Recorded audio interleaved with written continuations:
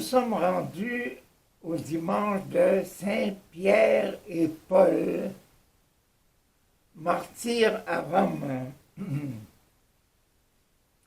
Mais nous avons passé à travers, après la résurrection, l'ascension, la Pentecôte, la descente du Saint-Esprit et la Sainte Trinité.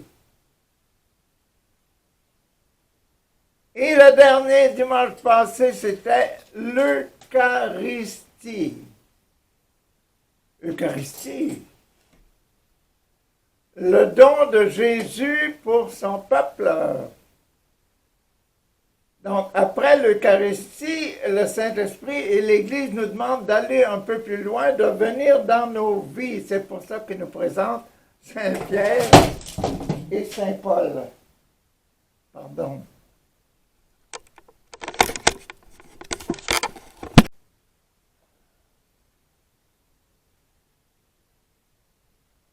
Donc, Saint-Pierre et Saint-Paul. Et j'ai mis pour vous ici, là, Saint-Pierre et Saint-Paul. Qu'est-ce qu'ils ont de spécial, Saint-Pierre et Saint-Paul? Est-ce qu'ils ont fait des écrits, Saint-Paul? Oui. Saint-Pierre, est-ce qu'il a fait beaucoup d'écrits? Oui, il a fait quelques petits écrits, mais il en a fait un grand que vous ne connaissez peut-être pas assez, celui-là. L'évangile de Marc, donc vous avez Saint-Pierre avec l'évangile de Marc et Saint-Paul avec l'évangile de Luc. Donc l'évangile de Marc et l'évangile de Luc, c'est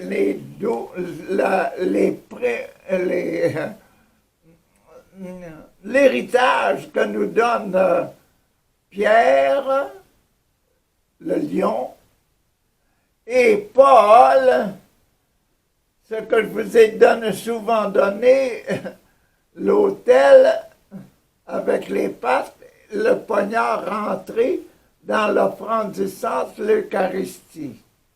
Donc, la semaine passée, l'Eucharistie, et aujourd'hui, nous avons l'évangile de Saint-Paul, l'évangile de Saint-Luc, ou qui commence par Abraham qui sacrifie son fils Isaac, et c'est le sacrifice d'Isaac qui est devenu le sacrifice de l'autel et notre Eucharistie d'aujourd'hui.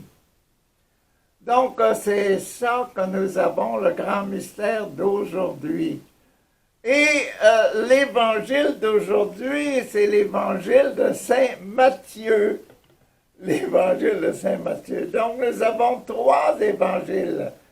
L'évangile de Marc, ici, l'évangile de Marc, l'évangile de Luc, ici, et l'évangile de Matthieu, celui-ci. Et c'est intéressant, nous sommes dans le chapitre 16. Je vais enlever ces deux choses-là, ceci, et l'autre là, je vais les enlever. Et il va rester seulement, ici, il va rester seulement l'évangile de Matthieu. L'évangile de Matthieu qui est le crucifix. Et c'est ça que nous avons aujourd'hui, nous avons le crucifix ici. Ici, la ligne qui est ici, c'est le bois de la croix. Et les autres numéros qui sont là, tous les numéros de en haut jusqu'en bas, c'est le corps du Christ. Voyez-vous, le bois de la croix commence en haut là, mais la tête de Jésus commence un peu plus bas, avec les bras qui sont ici. Avec les bras. Et les bras sont ici, les bras. Et dans les bras, aujourd'hui, on est dans le chapitre 16. Le chapitre 17, c'est le dernier chapitre au bout, là, de la croix. Et le chapitre 16, c'est l'avant-dernier, qui répond au 9e commandement de Dieu. Le 9e commandement de Dieu, c'est ne dis pas de faux témoignages. Ne, blablabla, bla, bla, bla, dis pas, blablabla, de faux témoignages. Ne donne pas de faux témoignages. Jésus-Christ a été mis sur la croix. Jésus-Christ a été mis sur la croix à cause d'un témoignage, un faux témoignage au bout ici. Au bout ici, là. Vous voyez les bras de la croix? Donc, 1, 2, 3, 4, 5, 4 à l'épaule, 5, 6, 7, 8, 9, 19. C'est long. Donc, nous sommes au numéro 9, nous sommes au numéro du commandement de Dieu 9. Ne dis pas de faux témoignages, et c'est là qu'on est rendu. Et dans notre je crois en Dieu, là, c'est elle est née de la Vierge Marie, elle se fait pour celui-là, ça a été crucifié, elle est morte, a été ensevelie, elle est descendue aux enfers, elle est montée aux cieux, elle est assise à la droite de Dieu, le Père Tout-Puissant. C'est aujourd'hui Jésus assis à la droite de Dieu, le Père Tout-Puissant. Qu'est-ce qu'il va donner? Jésus, roi, assis à côté du grand, grand roi Dieu qu'on ne voit pas. Jésus, c'est le roi qui parle. Celui qui est assis à la droite de Dieu, le Père Tout-Puissant, il parle. Donc, c'est lui que l'on voit et qui nous parle. Voyez-vous, pourquoi on a notre Père? C'est parce que Jésus qui parle, il dit à son papa, notre Père, et il nous enseigne à nous, les enfants de papa, qu'il a voulu faire, là, il nous enseigne à dire, papa, Jésus est l'enfant du Père et il va parler. Et c'est lui qui parle, qui agit, parce que papa a permis que Jésus devienne homme comme nous, et c'est Jésus que l'on doit regarder, comme les Juifs regardaient le serpent dans le désert. Et les Juifs, quand ils regardaient le serpent dans le désert, la morsure des serpents ne les faisait pas mourir. Nous, quand on regarde Jésus, la morsure du serpent, morsure du démon, le péché, ne nous fait plus mourir parce que on regarde Jésus. Voyez-vous pourquoi la grosse difficulté que l'on a, nous, là, on pense que Jésus efface nos péchés, tout ça. C'est pas ça. C'est que quand on regarde Jésus sur la croix, on dit, dans nos cœurs, on dit, péché, je ne veux pas mourir. Péché sort. Démon sort de mon cœur. C'est ça qui fait notre richesse et notre gloire éternelle, là. Donc, aujourd'hui, c'est sur la bouche. Hein? C'est sûr, ne dis pas de faux témoignages. Et Jésus est mort sur la croix, comme je vous ai dit tantôt, à cause d'un faux témoignage. Donc, aujourd'hui, l'Église,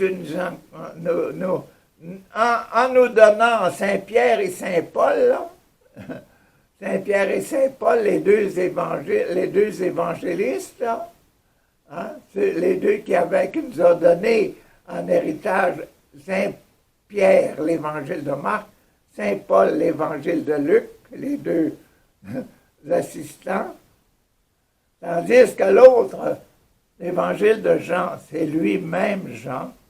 l'évangile de Matthieu, c'est lui-même Matthieu, le pécheur, qui donne ça. Et nous sommes aujourd'hui dans l'évangile de Matthieu. C'est ça que je vous ai mis là. Voilà, l'évangile de Matthieu. Le bois et le corps. Le bois et le corps. Donc, c'est ça que nous avons, et nous sommes dans cette partie-là. Je vais vous lire cette partie, cet évangile de Matthieu aujourd'hui. En ce temps-là, Jésus, arrivé dans la région de Césarée de Philippe, demandait à ses disciples, au dire des gens, qui est le Fils de l'homme? Coco? Ne dis pas de faux témoignages, là. Voyez-vous, pour nous, là, aujourd'hui, c'est confirmer, là. C'est-à-dire, dire que nous sommes des disciples de Jésus-Christ. Il ne faut pas dire de faux témoignages. Et c'est ça, les deux martyrs, Pierre et Paul. Bon, il dit à ses disciples, au dire des gens, qui est le Fils de l'homme, là, dites pas de faux témoignages. Ils répondirent, pour les uns, ils disent que c'est Jean-Baptiste. À cause du baptême, Jésus donnait à ses apôtres, baptisez-les, là. Jésus baptisait quelques-uns, mais la plupart des baptêmes, là, à cause, il y avait tellement de monde, là, qui venait voir Jésus pour des guérisons et puis faire des prières et des apaisements et des conseils spirituels. Tellement de monde que Jésus donnait l'ouvrage à ses apôtres pour baptiser. Baptiser avec de l'eau, là. Bon, ça va. Comme le baptême de Jean. Ils répondirent, pour les uns, c'est Jean-Baptiste. Pour d'autres, tu es Élie. Élie. Oh. Avec la flamme qui brûle là, les holocaustes.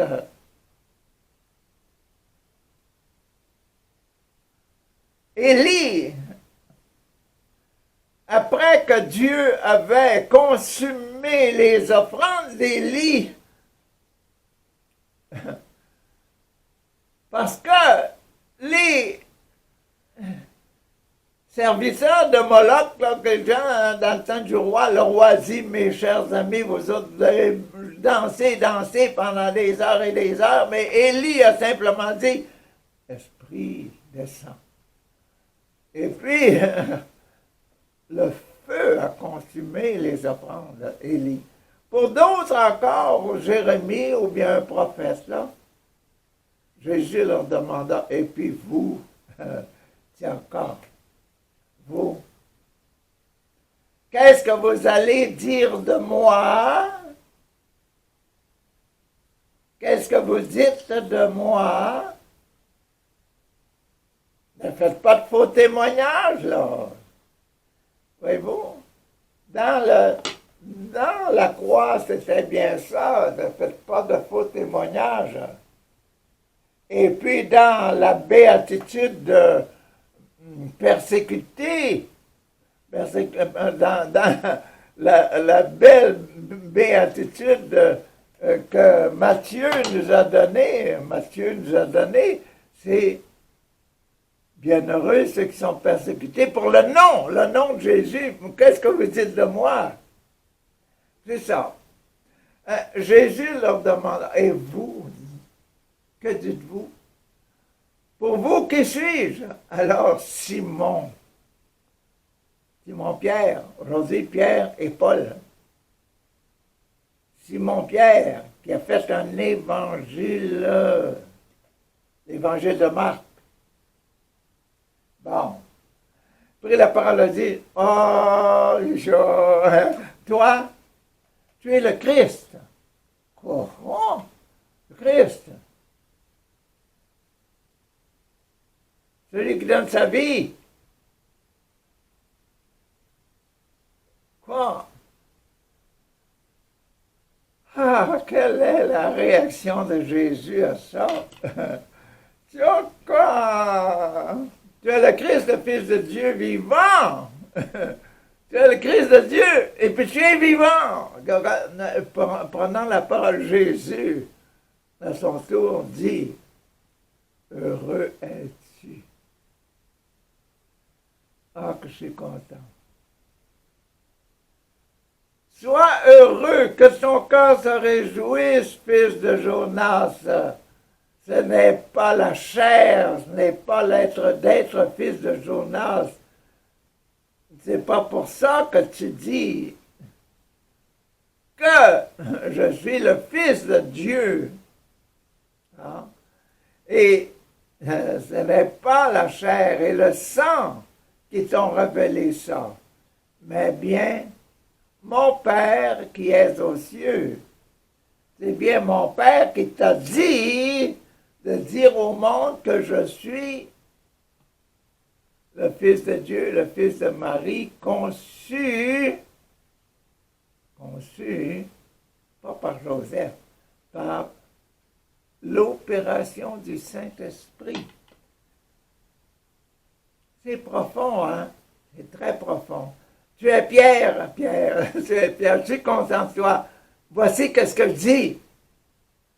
Pierre, tu es Pierre, et sur toi, cette pierre, je bâtirai mon église. C'est toi qui vas être le chef. Et c'est pour ça que dans les images que vous avez de Pierre et Paul, vous avez Pierre qui transporte les croix, les clés de l'église, tandis que Paul, lui, il a le poignard dont je vous parlais tantôt, placé, le poignard qui est planté dans Isaac, là, Abraham avec son poignard, et la croix, l'autel de Saint Paul, avec le poignard au milieu de l'autel, des sacrifices, des offrandes. Et puis vous avez toutes les offrandes là, bienheureux, puis malheur à vous si vous êtes en état de péché là. Mais vous savez que moi, au centre de l'autel, je suis là immolé pour vous, pour la rémission de vos péchés. L'autre côté, bienheureux, les pauvres, ils ne sont pas pauvres à cause qu'ils ont péché. Tandis que ceux qui mangent trop, et puis qui boivent trop, puis qui parlent trop, puis que ça, eux autres, ils font des péchés. Cette côté-là de l'autel a besoin d'être purifié par le sang de l'agneau. Tandis que l'autre, il participe réellement à la gloire des enfants de Dieu qui vont simplement recevoir l'héritage pour la bonne conscience.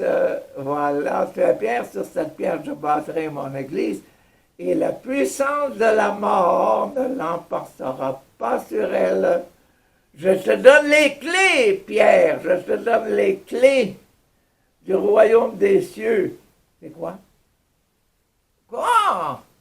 Tout ce que tu auras lié sur la terre, tout ce que tu auras dit, oui, c'est bon, bienheureux, tu auras lié.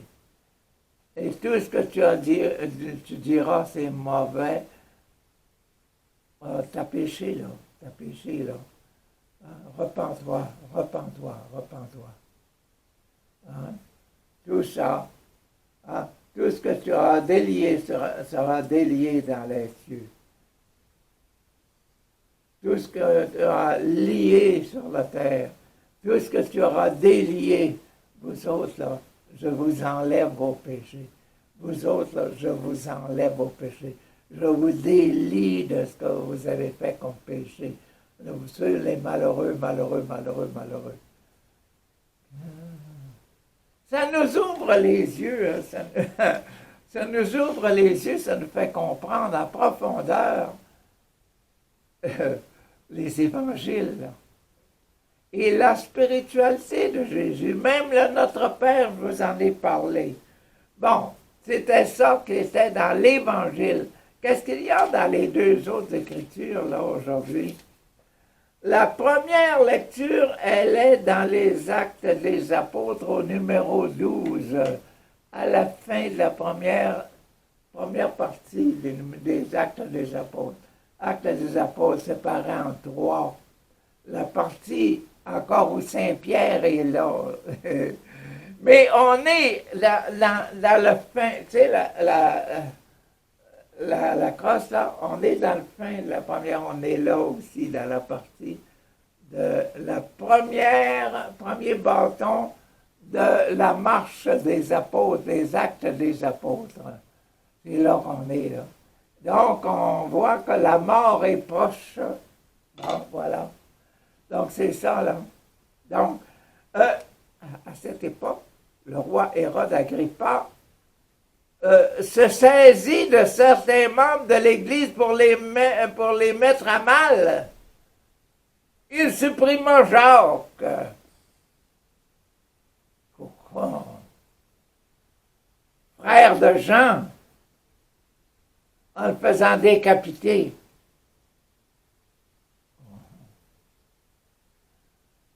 Voyant que cette mesure, cette chose-là, voyant que cette chose-là plaisait aux Juifs, parce que Jacques, il enseignait le baptême, là, pas la circoncision, donc les Juifs étaient contents de voir que Jacques,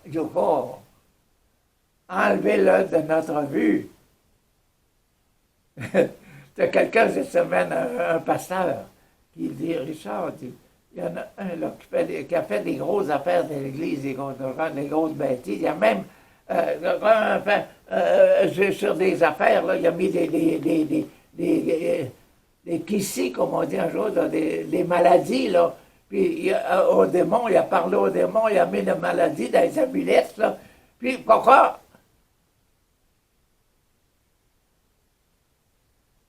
Le pasteur, il me dit, Richard, est-ce que je dois, ce gars-là, là, est-ce que je dois lui envoyer un curse, je dois lui envoyer une condamnation, est-ce que je dois lui envoyer le démon dans le cœur, ben, sur la tête, puis dans sa vie, avec des maladies, puis toutes sortes de choses? Écoute, puis j'en ai un autre, là, qui sont séparés, ils sont mariés, ils sont divorcés, pas dans l'église, là, mais ils sont séparés, ils sont ensemble en chicane, des chicanes. Ils sont séparés, mais là, ils sont revenus à la raison, puis ils viennent, ils veulent se marier, là. Ils veulent que je bénisse leur mariage. Qu'est-ce que je dois faire, Jacques? Est-ce que je ne dois pas refuser? J'ai dit, toi, t'es déjà nommé, t'es déjà consacré, pasteur, toi, t'es déjà consacré, prêtre, là, toi, t'es déjà consacré. Est-ce que Jésus ferait ça? Est-ce que Jésus donnerait le démon à quelqu'un? Et il dit, le pasteur, le jour après, il m'a dit, Richard, j'ai compris. Non, Jésus ne fera jamais ça. Donc, c'est ça, là. Voyant que cette mesure plaisait aux Juifs, là, il décida aussi d'arrêter Saint-Pierre. C'était les jours des pains sans levain, donc célébration de la Pâque, à l'église, là. Il le fit appréhender. Il arrêta Saint-Pierre. Le fit emprisonner et placé sous la garde de 4 escouades, de 4 soldats 4 escouades de 4 soldats. C'est un bandit formidable. Qu'est-ce qu'il faisait comme bandit? Il enseignait que Jésus-Christ était ressuscité, que Jésus-Christ chassait les démons et enlevait les péchés. C'est fort, hein? Jésus-Christ, la même chose, hein? On l'a mis sur la croix, on l'a tué parce qu'il était le Fils de Dieu. Ah, il voulait le faire comparaître, le roi voulait le faire comparaître devant le tribunal, devant le peuple, après la Pâque. Tandis que Pierre était ainsi détenu dans la prison, l'Église priait. L'Église, là, priait. Pour Pierre, là. L'importance de la prière, n'oubliez-la pas, très fort. L'Église priait. Il priait Dieu pour lui avec insistance. Dieu, Papa, Yahvé, à cause de Jésus, faites quelque chose pour Pierre. Hérode allait le faire comparaître. Or, Pierre dormit cette nuit-là entre 2 soldats.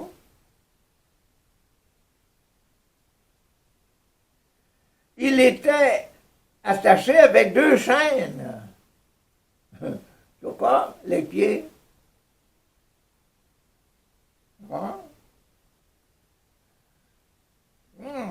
Et les gardes étaient en faction devant la porte de la prison. Les 4 escouades, là, étaient en faction, étaient au poste devant la prison.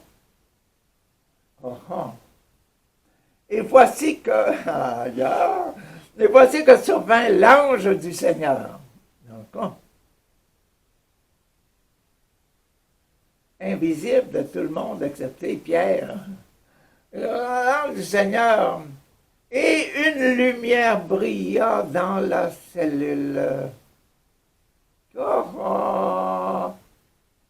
Il réveilla Pierre et en le frappant au côté et dit, lève-toi vite, lève-toi. Les chaînes lui tombèrent des mains. Alors l'ange lui dit, mets ta ceinture. Et chausse tes sandales. Enlève les chaînes, chausse tes sandales. Ce que fit Pierre. Comprends? Dans le rêve, là, dans la réalité rêve, là, dans la vision rêve, là. L'ange ajouta, enveloppe-toi de ton manteau et suis-moi. Tu vois? Pierre sortit derrière lui, mais il ne savait pas que tout ce qui arrivait grâce à l'ange était bien du réel. Il se pensait dans le rêve, là. Ah, vous autres, les rêveux, là, des gens, réfléchissez, ça sort bien, là. Il y a des rêves qui sont plus importants que les autres, là. Et puis qui sont plus significatifs, significants que les autres rêves. Plus importants. Il peut même arriver jusqu'à ce point-là que c'est réel. Il pensait qu'il y avait une vision. Passant devant le premier poste de garde, il y en avait 4. Devant un second, ils arrivèrent à la porte de fer donnant sur la ville, le portail, ouvert. Il s'ouvre devant eux. Ils s'engagèrent dans une seule...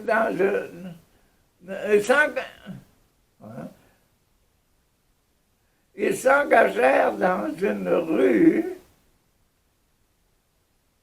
Pierre et l'ange s'engagèrent dans une rue et aussitôt, l'ange le quitta.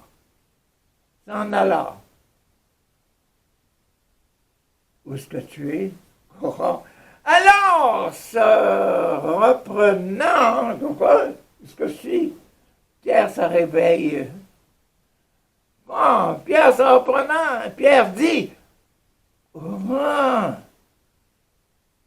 vraiment, je me rends compte maintenant que le Seigneur a envoyé son ange et qu'il m'a arraché aux mains d'Hérode et à tout ce qu'attendait le peuple, parce que le peuple était content que le roi avait décapité Jacques et puis qu'il avait enchaîné Pierre. Donc, il voulait voir une suite à ça. Donc, voyez-vous, là, aujourd'hui, ce n'est pas simplement cette petite histoire-là qui est intéressante. C'est l'histoire d'être prêt à mourir,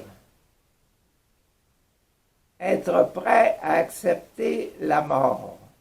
Donc, c'est ça la fin là, de l'histoire de Saint-Pierre, là, et que Dieu fait tout pour nous, est toujours présent, gravement présent, profondément présent dans nos vies.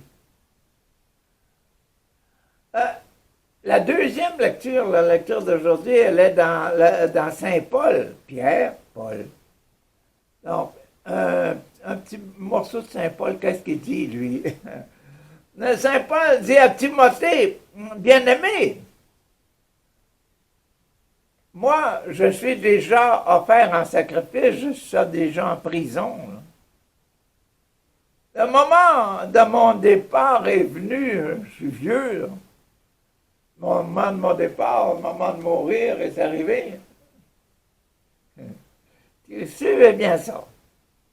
J'ai mené le bon combat. Quand on pense à toutes les places que Saint Paul peut être allé, mais c'était pas toujours du miel dans la bouche qu'il prenait. Hein, il en a souffert un coup, il a été martyrisé plusieurs fois, frappé, etc., laissé pour mort. Mais il se réveillait toujours. Hein? J'ai mené le bon combat, j'ai achevé ma course, j'ai gardé la foi. J'ai gardé la foi en Jésus ressuscité qui dit, ne dis pas de mensonge, fais tout ce que tu as à témoigner, là. Témoigne le bien que tu as fait. Je n'ai plus qu'à recevoir la couronne de la justice. La justice de Jésus mort sur la croix. La justice, c'est qu'il était le Fils de Dieu, puis il est mort parce qu'il était Fils de Dieu. Nous, mourir parce qu'on a bien fait toutes choses durant notre vie, là, surtout durant les dernières années, les dernières heures de notre vie, là. C'est une gloire. C'est une gloire. C'est une gloire. Hein? J'ai gardé la foi, je n'ai plus qu'à recevoir la couronne maintenant, la couronne de la justice, la couronne de... oui, ça a bien fait, viens, viens. Le Seigneur, le juste juge, me la remettra, cette couronne, en ce jour-là. Et non seulement à moi, mais aussi à tous ceux qui auront désiré avec amour sa manifestation glorieuse. Tous ceux qui auront cherché avec amour, en aimant tout le monde, aimer, jusqu'à donner sa vie pour ceux qu'on aime, là.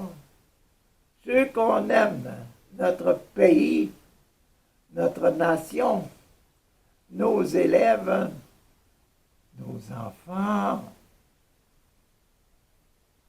Donner notre vie. Il y a bien des papas et des mamans qui sont au ciel qui prient actuellement pour leurs enfants en difficulté sur la terre. Car c'est une chose qu'il faut faire souvent. Prier pour les gens qui sont sur la terre, là.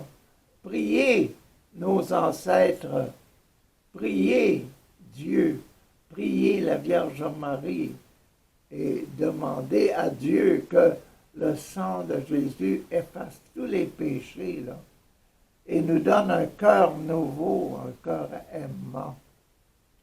Ah. Tous m'ont abandonné, dit Paul. Le Seigneur, lui, m'a assisté toute ma vie. Il est mort dans les 90. Paul.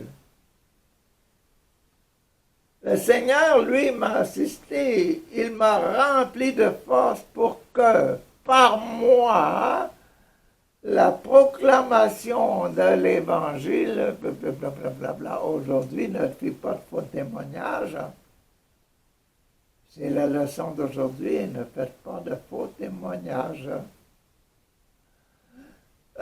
La proclamation de l'Évangile s'accomplit jusqu'au bout. Jusqu'au bout, là. Jusqu'au dernier souffle. Et aussi jusqu'au bout du monde. Jusqu'aux extrémités de la terre. Et que toutes les nations l'entendent, là. Que je ne dis pas de faux témoignages, que je proclame la vérité, que Jésus, sans péché, me sauve et vous sauve. Parce que je regarde à Jésus sans péché, je change ma vie et je deviens purifié. Oh. J'ai été arraché à la gueule du lion. Le Seigneur m'arrachera encore à tout ce qu'on fait pour me nuire. Il me sauvera, il me fera entrer dans son royaume à la mort, là. Il me fera entrer dans son royaume, le royaume céleste. À lui, la gloire, pour les siècles des siècles. Et c'est ça qui est beau. C'est ça la belle leçon d'aujourd'hui, là. La leçon qu'un apôtre, grâce à la présence réelle de l'ange, grâce à la présence réelle de Dieu dans notre cœur, aller jusqu'au bout